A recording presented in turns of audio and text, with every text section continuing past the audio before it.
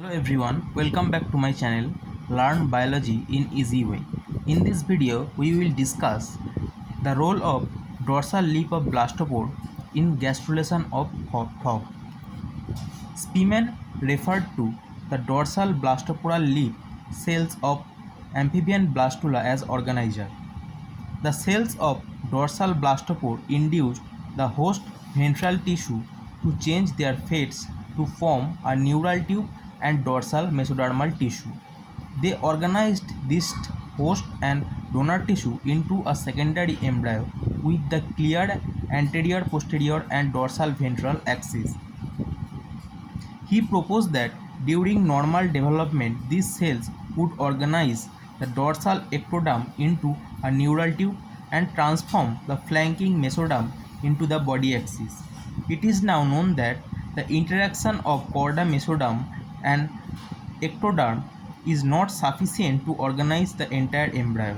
Rather, it initiates a series of sequential inductive events. The process by which one embryonic region interacts with a second region to influence the second region's differentiation is called induction. Because there are numerous inductions during embryonic development, this key induction where in the blastopore lip cells induced the dorsal axis and the neural tube is traditionally called primary embryonic induction. In this diagram, we can see structure of the blastopore lip. Diagram of cells seen in a section of gastrulating salamander embryo showing the extension of the bottle cells from the blastopore. These cells are called bottle cells and this is blastopore. Next, gastrulation of frog. During gastrulation of frog, the following events occur. A groove appears below the gray crescent area. The macromeres move into the forming embryo through this groove and form endoderm. The movement of the endoderm into the forming embryo is called invagination. The groove deepens into the forming embryo to create a cavity called archenteron.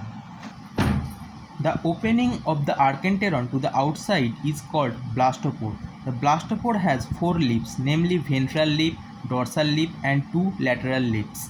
The mesodermal cells, precaudal plate cells, and notocaudal cells migrate towards the blastoporal lips. This movement is called convergence. After reaching the blastoporal lip, these cells roll over the blastoporal lip and move into the forming embryo. This rolling movement is called involution. Next, the involuted cells move away from the blastopore into the forming embryo. This movement is called divergence.